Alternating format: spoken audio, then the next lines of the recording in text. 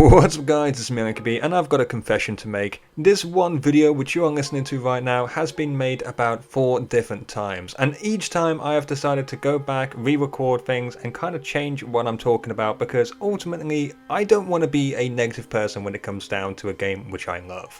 I have played Halo for so many years, and I don't want to be one of those people who just jumps on a hate wagon because it's the trendy thing to do and because they can get a few clicks on it. And even if there is valid criticism which Halo needs to have, I will talk about it, I will still voice my opinions on it, but I don't want to just be overly negative and just say, hey, this is bad because 343 and all this negative Nelly stuff which you see from so many YouTubers who want Halo to fail. Actually, let me rephrase that. They don't want Halo to fail, they want 343 Industries to fail. And I don't want people to kind of confuse me with that crowd. I'm not one of these people who are hoping that 343 Industries fail. I really want them to do the best that they can, and I want Halo Infinite to be the best that it can be. I remember playing Halo for the first time and just enjoying multiplayer, enjoying the campaign, enjoying the customization, enjoying so many elements about Halo, because it was so different from any other game. You know, there really wasn't anything like it out there, and I desperately want Halo Infinite to be able to capture that same vision that I was able to get for new players.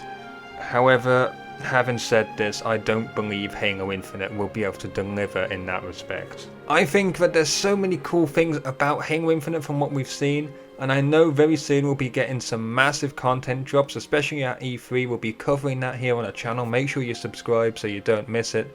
But there are massive elements of Halo Infinite which have been shown to us as the players, and some people have just accepted, and other people like myself have had a look at it and we've thought about it and said, hey, this actually seems like a really bad idea. And seeing as 343 Industries keep dodging these questions, we don't know what we're actually going to be getting with this. Now this actually could be quite a good thing, because if we haven't received the final details, then there's a chance that they could be changed. However, I don't know what will be and what won't be, and I just really want to voice my concerns in this one video. Now the main thing which I'm concerned about are armor coatings. Now, I know that armor coatings might seem really minor to some people. They might look at it and think, what the bloody hell do you mean by armor coatings? Armor coatings are basically the shaders, and we talked about it previously on the channel. 343 have done away with the basic coloring system to add this new shader system, which does look really cool, but of course there is a catch. And the catch in this one is that if you don't like the shaders which are available to you, then tough luck. You are not going to be able to have the shaders which you may want. To use a good example, let's actually talk about my good friend James. Now, with James, he has got brown and blue for his Spartan colours. He's been able to have this since Halo 2, back in 2004. Now, if there are no armour coatings available for the brown and blue colours, then James can no longer have brown and blue for his Spartan. If there are brown and blue colours available, it might be in a really awful pattern which James might not want to wear. Now, some people might actually ask why customization is so important. I mean, who cares? It's just the colours of your Spartan. But please allow me to say that for myself and the customization community, this is massive. When I first started playing Halo, I made my character and I was looking at him like, damn, he looks absolutely badass. I really bonded with that character because he looked exactly how I wanted him to look. And if you're telling me that I can't even colour that Spartan's armour in a colour which I like, well, then you get something like Destiny. Now, I'm not going to go and scrutinise Destiny too much. However, I could not connect to my Guardian because he had these weird colours, and to unlock the colours you had to go and get these shaders, which could be a one-time use thing, and I know that this system has been changed now. However, for myself, I could not connect to my Guardian. It didn't feel like it was my character. He'd be walking into cutscenes and looking just strange as hell. Now, I know that armor coatings and shaders have differences. However, what I do want to say is this: if I could just pick the colours for my Guardian in Destiny, I would feel so much more connected and so much more invested, because that's what customization can do. It allows you to put a representation of yourself in the game. And if Halo Infinite fails upon that, then there's not going to be many people who feel that they connect to their Spartans, and if they don't connect to their Spartans, they're not going to have that investment in the game to keep playing. I know that some people might see that as a stretch, but for me personally, it was a reason why I kept coming back to Halo and why it became one of my favourite games. And honestly, all 343 Industries need to do is just allow us to change the colours of these shaders. It would be so good then, it would be perfect. We wouldn't have to complain about it, because they would allow us to make those changes ourselves and customise our characters the way which we want to customise them. That would be fantastic. But I don't know why I have a feeling that 343 Industries will try and use monetization to get as many people to buy these different armor coatings, and that's kind of what I want to talk about next. How 343 Industries handle the monetization in Halo Infinite could make or break the game, and here's why. In Halo 5 we had gold packs, which were some of the most controversial elements of Halo. It was critiqued to high heaven,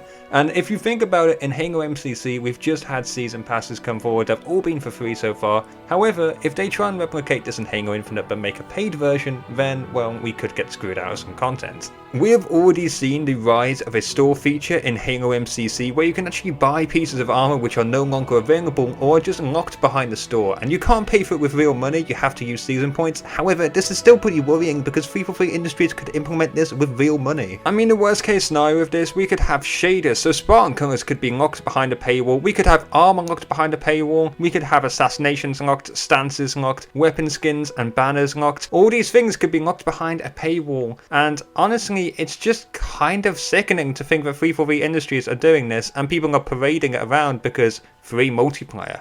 Free multiplayer isn't free multiplayer if all the content is going to be locked behind a paywall. Things like the Voices of War Rec Pack, which was available in Halo 5, would have been a great thing to add into Halo Infinite. But guess what? 343 Industries have already confirmed they won't be adding that, so you have to ask, where else are they going to be getting their money? In Halo 4 we actually saw 343 Industries lock armor pieces behind a paywall, so the idea that they wouldn't do it again in Halo Infinite isn't really out the question. They could do it again, and there's nothing stopping them. In Halo 5 we actually saw some weapon skins locked behind a paywall again, and you had to buy these different packs to be able to unlock these special skins. And don't think that this won't happen with power weapons, because in Halo MCC they've actually started to do this. We are definitely going to be getting the season pass, and whether that's going to be free to people who actually buy the campaign, we don't know yet, but it is worrying to think that there's going to be so much content which could be locked behind these season passes. And finally we have the multiplayer. We haven't actually seen any multiplayer gameplay yet, however it does look the most worrying to me. So far we have seen a single screenshot from Halo Infinite multiplayer maps, and from what we've actually seen, the maps look incredibly tall, and the problem with this is it's very reminiscent of Halo 5 multiplayer maps. Now the problem with Halo 5 multiplayer maps was that they was very big and very tall. Ultimately this led to the weapons being made more accurate so they could shoot at further ranges, and with the weapons shooting at further ranges, it meant that if you was out in the open, you was going to get shit on.